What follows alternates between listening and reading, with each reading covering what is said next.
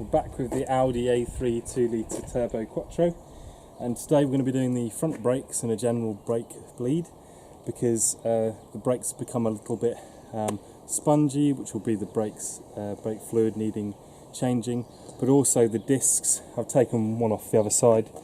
Got quite a step on them, nothing too bad, and even the pads aren't that bad, but I've upgraded the discs and pads to Brembo discs and pads because I've already done the rears for Padgids, so couldn't get any Padgids, which is interesting. But anyway, these are quite large brakes. I think these are 315mm. Most of the A3s are listed for 288mm, but these are actually the larger discs for the Quattro 2-litre turbo. But also the other interesting thing is these pads are actually good for the 288s and the 315mm, which just means the spacing away from the disc must be different on the caliper. So here we go, it's the Brembo. So yeah, all in I think it was about £130 for discs and pads for the front, and then also got some brake fluid which we're going to change through. Here's some of the tools that you're going to need. Brake caliper winder. Yes, you can do it probably with a G-clamp if you want to be old school, or just force it back, but you know, I've got the winder, so I'm going to use it. Also adjustable spanner for the winder tool. Hammer to whack the disc off. This is the little T30 which holds on the disc to the hub, so obviously do that before you whack it off. Screwdriver. I've got a 13mm Signet spanner, so that's a brake bleeding spanner, and also 11mm, an 11mm deep socket to get the bleeder started. Breaker bars, particularly you need a 17. You also need 21. 21s for the caliper hanger, and then you also need a 7mm Allen, and that's to take the well, you'll see that's to take the caliper off the hanger. I've also got some copper slip and some brake clean for the disc, but I'll show you that all as we go along. First thing you want to do is obviously crack the wheel nuts off when the so just take the torque off them when the car's on the deck, and then jack it up. So that's the first thing we'll do. So we're jacked up. We've got an axle stand underneath there, an axle stand there, and also supported still on the jack, so you've got 3 points that you're supported on. First thing you want to do is come in with this T30 and just undo this. There you go. And just take that out. But this little Torx headed screw holds the disc to the hub along with all the rust. Yeah, and then it's easier now just to kind of take this little spring clip that holds the pad into part of the caliper. Inside. Yeah, that's one side out. There's the other side out. Make sure you hold on to it so it doesn't open your eyes. And then what you want to do is go back here, and there's these little covers. So you can just take them out just by pulling that off. There it is. Then grab your Allen 7mm. So that would mean going up is going to shock it off. There we go, that's coming undone. And do the same to the lower one. Can you see that? There's the other one. And get that hanky in there. And it's just a matter of undoing these two bolts and backing them out a bit. So you need to make sure here that these caliper bolts are backed out. You can kind of pull the tool sideways and pull them out, and it just gets them to there. Then you can use a large screwdriver, come in here, push here and here. That should enable you to take this out. But you see here, I have got a electrical connection, so don't forget about this on this side.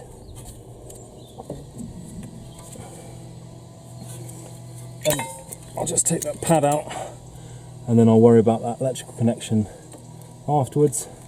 So this is the brake pad with the electrical connection, and I need to kind of probably get this out of here, not like that. Okay, that's out there.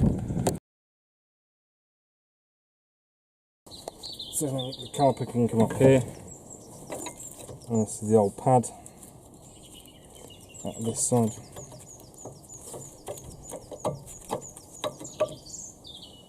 Got plenty of meat on it, but there you go.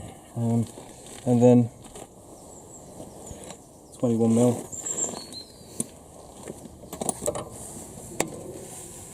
And then just take these off. Put in the larger breaker bar. That's one. There's the second one.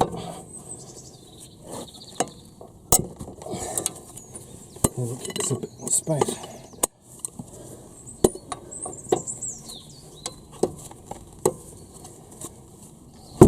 Yeah.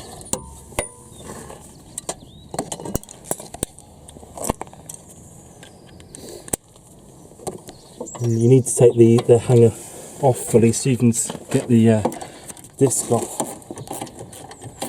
Until these 21mm bolts out, and then you can take this out, just the brake hanger. And what you want to do is clean up. This is where the pads, the metal pads moving. Just get a wire brush and clean up all the crud that will have amassed in here. So then we need to take this disc off, and obviously it's fairly happy on there, so then we can just tap it off.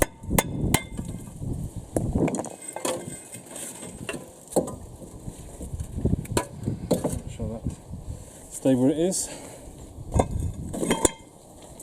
and then get your wire brush and just clean off the surface of this hub,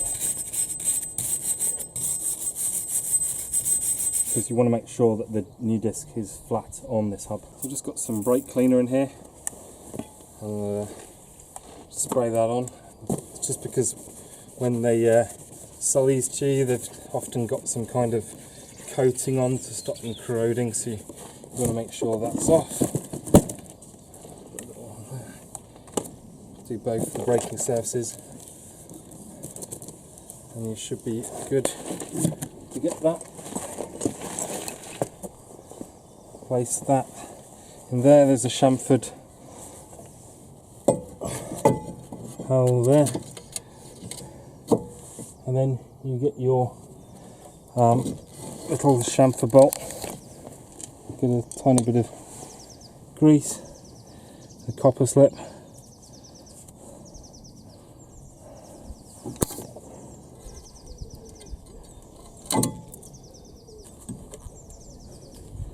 and there, and again it's your T30. And just do that up.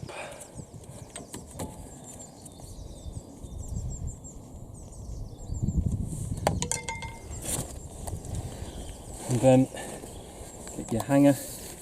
Again, you want to put some copper slip. A lot of people have got very mixed feelings on copper slip. I like it, but I know some of my friends hate it, so there you go. There's one.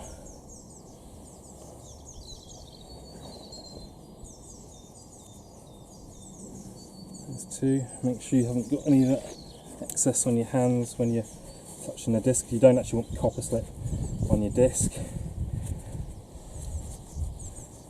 Okay. Then this is the caliper, put it right around the hanger, put it right around, get it in here, then get your bolt. So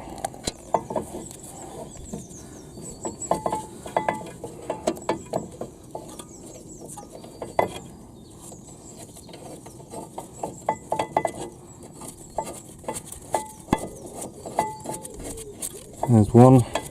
Don't put the hole in. Get the second one.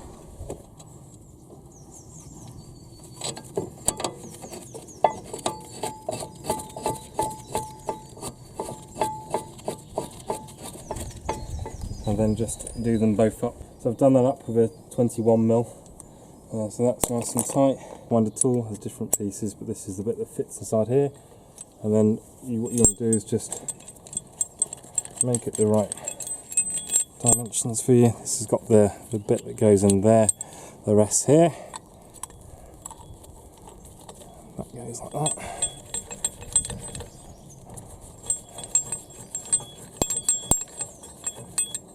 Start off making it the right size. Okay, and then you can get a large spanner.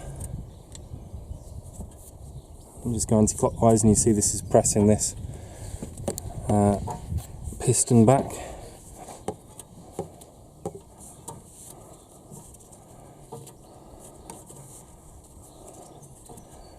And it'll bottom out, and then you can just wind it a little bit back the other way.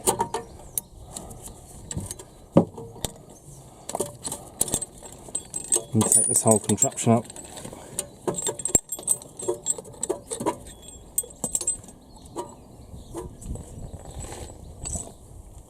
I can get the new brake pad, which is here, and then can you show this on me? Push that in here. That's in there like that. Then I'm just going to put a little bit of copper slip just in these runners there. You don't need a lot. Don't go to the top. If you get any on the disc, like I just managed to do there, you can just rotate the disc a little bit and then just wipe it off. And let's get a bit in the other side. It's just the same, basically. Be sparing with it. And then this side of the brake, let's get in here, like that. And then just make sure you put that cable somewhere where it needs to be. Should be okay like that. And then just, so I've got my 7mm at the top here. Make sure that's tight. Get that out, and the 7mm at the bottom. Okay, that's tight. And then hold on. Get these two little covers. One on the top. Stops the dust and crap getting over them, and then put that one in the bottom. Just make sure that's our way home. And then I've got this little connector, so you push down on the outside here. Yeah, there's that, and this thing. Okay, and then just have to try and line this whole thing up. There we go. And then just put that in place here, like that. And then you're done.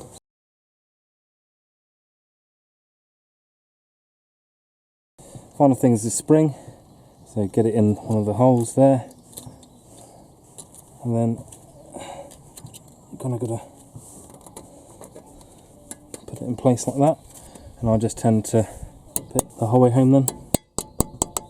That's there. So make sure it's just good and on. And that is pretty much it.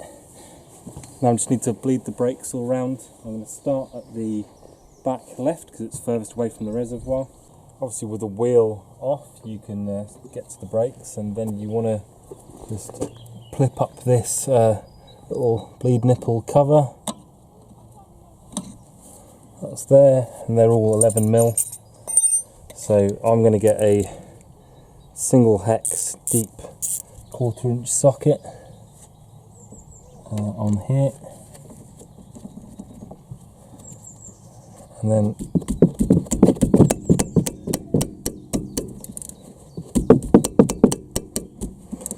that's probably already starting to move. And then just make sure you've got a cleanish end to this one-way bleeding tool. So ideally you'd get in with one of these tools here, which is a brake flare tool, but there's a real lack of space. You can move it a little bit, but I might have to go in with this, just open-ended spanner to actually move this. See, it's moving there now. So that's opened up. It's a one-way valve in here, in this bottle. That's like acts as a reservoir. And then we're going to jump over here. We've already got the lid off, and then this is the reservoir. That's already filled. You already filled it up with brake fluid to the top, and then you can just jump in the car, run the engine, pump it, and I'll wait to see till I can see clear fluid coming out. All of the bubbles or the old brake fluid, this fluid looks fairly clean actually. You can just pull the line off there, and once you've tightened it as well, of course, with the 11mm, you can either try and get in. I was trying to get around there, so that was working okay, and then just make sure it's tightened off with the actual ratchet itself. Don't have to go too tight, but just to make sure it's tight, and then just rub it, and then put the cap back on. So I've obviously done the back, and I've done the other side.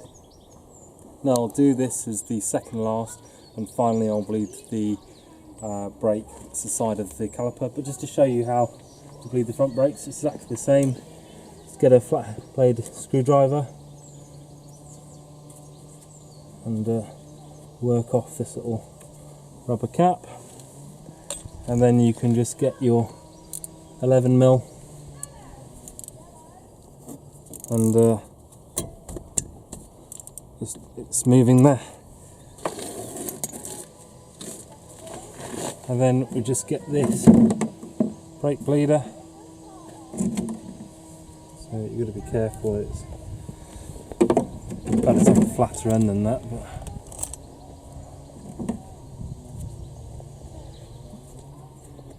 the brake bleeder right over that nipple, and then the 11mm over here. You can see it's open there, and then again it's a one-way valve. We can just pump it a few times. Easier with the engine on, so you get the servo. I'll tell you when to stop.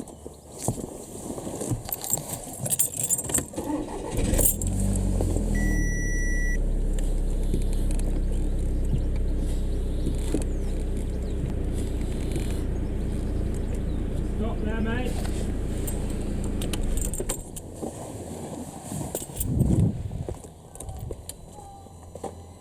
So finally, you want to just check the level, but I'm going to check the level once we're on the deck. And also you need to bear in mind that when you put this in, it changes the level slightly as well. So I'll do that when it's down on everything's down on the deck. Do up the bleed nipple, this 11mm.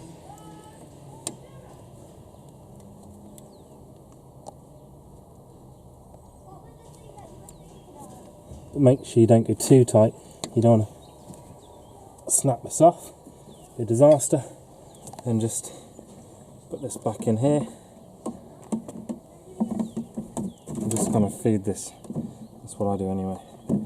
Feed it back in there, wipe any excess off, and then just put the little cap on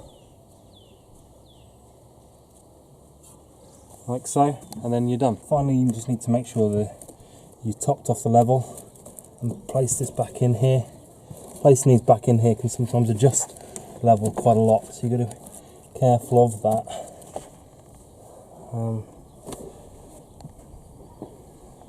I think it's above the min, so, and it's not above the max, so I think we're okay. And then we'll just obviously do a test drive and see if we've got a brake.